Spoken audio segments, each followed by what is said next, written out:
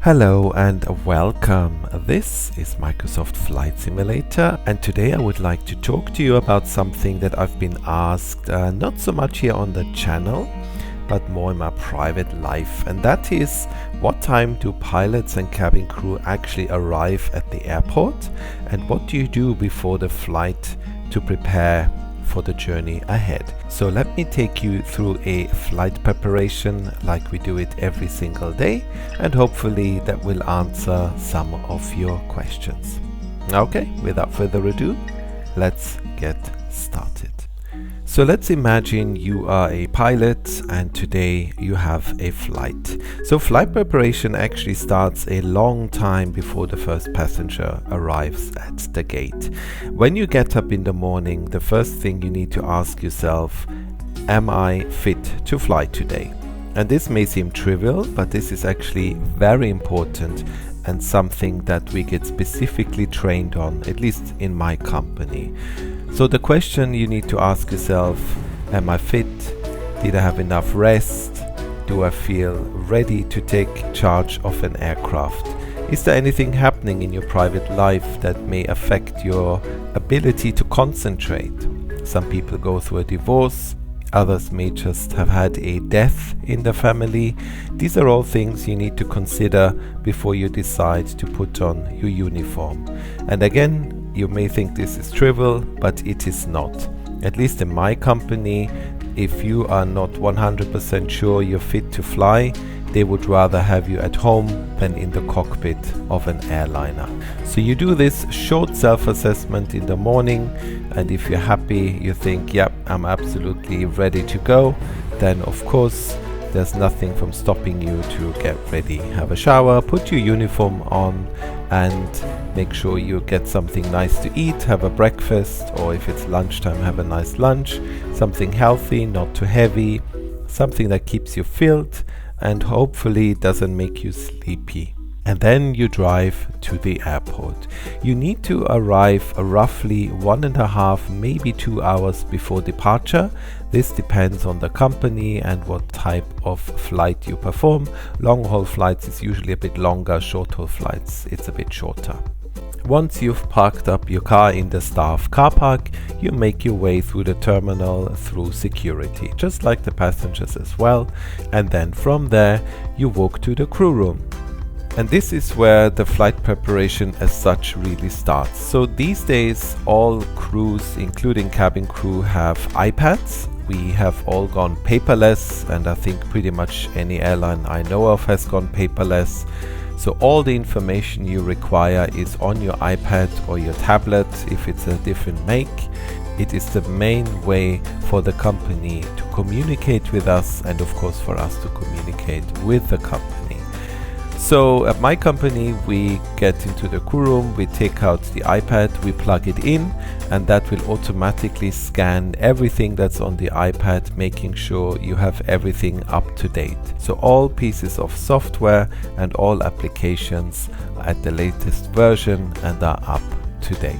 Also very important, before we leave the crew room, the crews will compare the version number of the software on the iPad, making sure that everybody has the same updated version.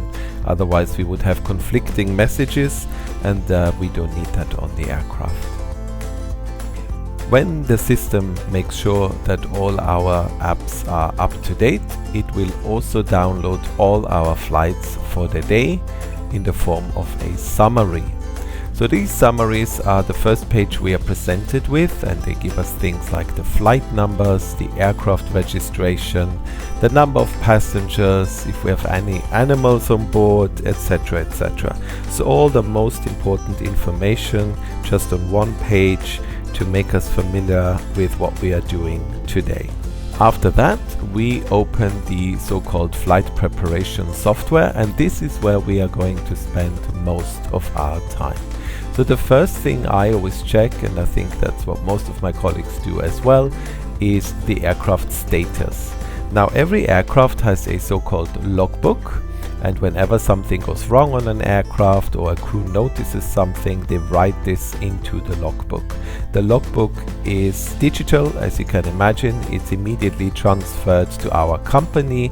They look at it, and if they think that maybe maintenance should take a look, maintenance will be waiting for you when you arrive at the gate after the flight, and maybe, if necessary, take a look or swap some parts, etc. This way we make sure that nothing major can break down and errors are caught very early and the aircraft keep flying. Now, of course, this doesn't always work. Aircrafts are super complicated machines, and once in a while, things break, and then you have to have maintenance repair stuff and flights get delayed. But all in all, the system works really well. And of course, before we get on the aircraft, we want to see what has happened over the last few days. Usually there's not much to see, but it is important for us to get an idea where the aircraft is in terms of technical status, and if maybe there are some things that are not working. It's usually minor things. Maybe a coffee maker is not working, although thinking about it, coffee maker not working can be quite a major thing for some of us. Aviation, as you probably know, is fueled by jet fuel and coffee. So these are things that we write down and take note of. And also really important, we also receive information about equipment installed on the aircraft and when the last maintenance check took place. Regarding the equipment, our aircraft are very much standardized. They're all pretty much the same, but once in a while you come across an aircraft that has maybe some additional equipment somewhere or a slightly version of something, and this will all be documented here so you familiarize yourself with the aircraft before you get on board. Then we open the flight plan page. The flight plan page is a presentation of all the information for each and every flight. Now, each flight has probably a flight plan that is, I don't know, between 40 and 50 pages long, so basically a small book. There's a lot of stuff that goes into flight planning. Now, luckily we don't have to read this book. That would be pretty bad, because on a day when we have 4 sectors, that would be 150 pages to read. That would just not be possible.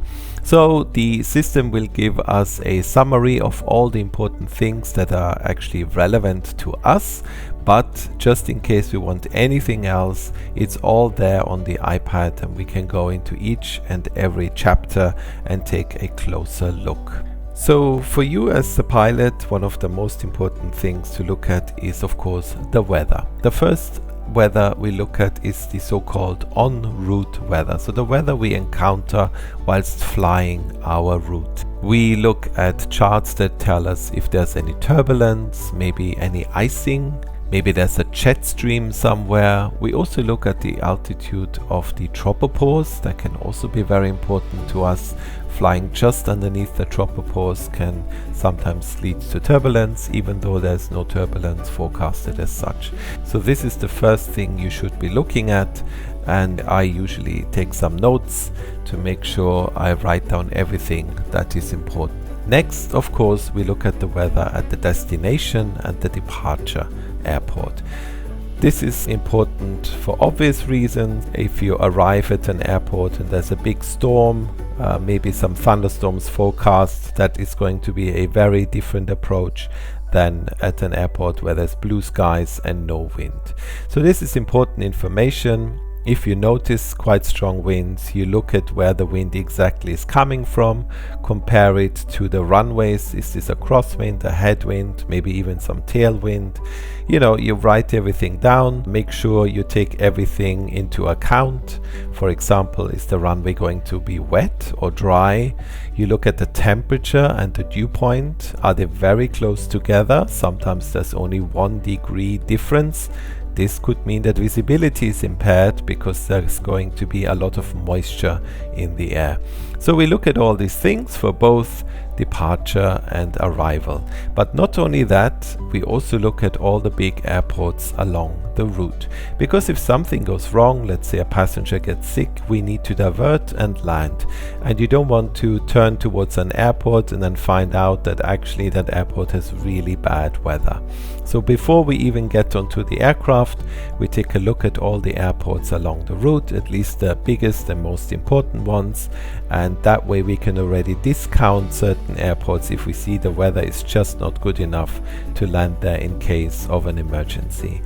So we do all that. I personally am old school. I have a piece of paper with me and I write everything down. Also, it ensures that I don't forget anything, and I keep that piece of paper in front of me on the table. And on the Airbus, luckily we have the table, and that way I have all the information right in front of me throughout the flight. Next, we look at something called NOTAMs, notices to airmen. So essentially what that means is that any information from any airport or along the route that could be relevant to us is given to us in a summary. And these can be very important. For example, let's say an airport that has 2 runways is currently resurfacing one of the runways, which means they are down to only 1 runway because the other one is closed. These can be important things, especially if the runway that is being resurfaced is the long one and the only one that is open is the shorter one. Do you really want to go there if you have an emergency? These are things we need to consider. Of course, other things can be in there as well. Are there any taxiways that are closed? Or sometimes maybe even the instrument landing system is not working that day because they're just doing maintenance on that system. If we look at the weather and notice there's a good chance of fog, then well, we wouldn't want to go there if something unusual happens along the route. Of course, the same applies for our destination airport. Is there anything that isn't working, anything that could impede the flight? So once again, I write all this down, take notes of anything that I think could be relevant to the flight. And that brings us to the final step of the flight preparation, and that is fuel. Now, fuel is a huge topic. We could probably make an entire video just about that, but let me take you through it as quickly as I can. So you as the pilot are responsible for the amount of fuel on board. Of course, the system has pre-calculated fuel and will show it to you what you need to conduct this flight. At my company, the system is actually very conservative and has already added a good amount of extra fuel. But the final fuel figure is always down to you. Again, this is different from company to company. Where I work, they never question us. We can literally take as much fuel as we want, no question asked. We are responsible for that and we need to decide how much fuel we want. So you may wonder, well, in that case, why don't you just always take as much fuel as you can and then you're always safe? But I'm afraid it's not that simple, and sometimes taking a lot of fuel is actually not a good idea. So first of all, fuel is weight. So if you take a lot of extra fuel, the aircraft becomes very heavy and therefore burns more fuel. And there comes a point where you've taken so much extra fuel that the fuel burn goes up so much that the extra fuel is actually being cancelled out by the extra fuel burn. So that makes no sense. The only thing you do is you're producing a lot of pollution and CO2 without any benefit to you as a pilot. So that's the first thing. The second thing is that we have a maximum landing weight. So that means there's a weight we cannot be above before we land. And if you take too much fuel and maybe the wind is a bit better than forecast and ATC gives you some shortcuts, you might find that you arrive at your airport with a weight that is above the max landing weight. And then you have to fly circles to burn that fuel before you can land, and that makes no sense. First of all, you're gonna delay the flight. Again, it's not good for the environment and it's to no benefit of anyone. So these are 2 reasons alone why you should be careful with how much fuel you take, but there's some other considerations as well, especially in the winter time as you fly along at very high altitudes. And what that means is the fuel in the tank gets very cold, which means the wing gets very cold. And when you land and you arrive at the gate, you are in much warmer air. That air might be humid, and as it touches the ice cold wing, you have ice forming on the wing. And as you probably know, once you have ice on the wing, you cannot fly. So you don't want too much cold fuel in there, otherwise you may end up with a different problem, which is icing on the wing. A wing full of very cold fuel is called cold-soaked wing, by the way, and this is a well-known phenomena and something you should take into account when you decide how much fuel you take with you. So as you can see, there are many ways of how to calculate your fuel, and there's a lot of things you need to take into account. What is the weather like? Is it really bad? Do we expect holding patterns? Is this a busy airport? Is it a small airport? Lots and lots of things. I usually write them all down and then calculate the fuel step by step on my piece of paper. So I have a written down justification on how I arrived at my figure. So everything I've told you now is actually done independently by each pilot. So you would be doing this completely on your own with no input from anyone else. And once you're done, you let your colleague know, okay, I'm happy, I've seen everything, and then you compare your notes. And the idea is that if one of you has missed something, that through this cross-check you basically cancel that out and catch it. So maybe you've missed something in the NOTAMs, your colleague has seen it and he makes you aware of it, and that's very important. Then, by the end of it all, you show each other the fuel figures that you have come up with, you compare them. You'll be surprised how close they usually are, especially with experienced crews. We see the same things, we calculate it in a very similar manner. Then we discuss that, see which figure we think is more realistic, and then we order the fuel via the iPad. There's a little app where we just type in the fuel we want. It sends it to the airport, and usually by the time we arrive at the aircraft, it already has the amount of fuel on board that we require. At this point, we usually also decide who is flying what. If it's a 4-sector day, we decide who is doing the first flight, second, third, fourth. As you probably know, on each sector, one pilot is the pilot flying and the other one is the pilot monitoring. And at least in my company, the pilot flying is the one who makes pretty much all decisions. It's his flight and he's responsible for guiding the aircraft safely. The other colleague is basically there to make sure that everything is done in accordance with our SOPs and to ensure that he supports the pilot flying as best as he or she can. Once that is done, we pack away our iPads and we go and join the cabin crew. Cabin crew will have arrived at the same time as us. They are in a separate room and they will have done their own flight preparation. The flight preparation of the cabin crew deals with things like passenger numbers. Are there any passengers booked in that need assistance? You know, some people order assistance, and they discuss all of this. And then the purser, so the boss of the cabin, so to speak, will pick 3 safety topics and then they will discuss them. So they will talk about things like what do we do if there's a fire on board, what are the safety commands, etc., etc.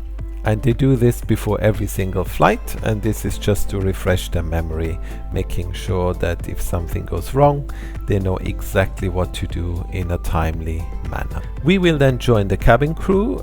We usually introduce ourselves. My company has now reached a point where I do not know the crews anymore that I fly with. We're just too many. So we introduce ourselves, we conduct the flight, and then I will usually not see these people again. Or maybe I will see them again, but after such a long time that quite often I won't remember. So yeah, that's a question that is asked quite often. Do you know each other? Do you always fly with the same people? The answer is no, absolutely not.